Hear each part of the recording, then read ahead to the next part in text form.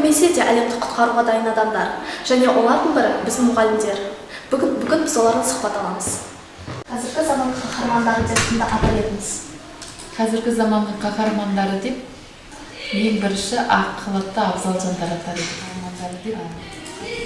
Мектеп мекемесінде жұмыс істеп жатқан барлық педагог қызметкерлерін айтсам, қазіргі заманның қаһармандары қазір әртүрлі телеарналардың жұмыс істеп тұруы, әртүрлі жаңағы соцсеттардың, әлеуметтік желілердің жұмыс істеп тұруы, бұлардың да сол жерде отырған мамандардың қолдарынан келіп жатыр. Қазіргі заманның қаһарманы деп ұстаздар қауымын айтар едім, себебі жас ұрпаққа мән-мағыналы, сапалы, өнегелі тәрбие беріп жатқан ұстаздар мықты.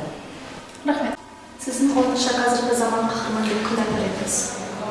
Қазіргі заман қаһармандары тек қана белгілі бір ерлікпен ғана көзге түскен адамдар да емес, сонымен қатар күнделікті өздерінің жұмысын атқарып жүрген дәрігерлерді айтуға болады, менің ойымша, және де өрт сөндіру қызметкерлері өте көп ерлік істейді.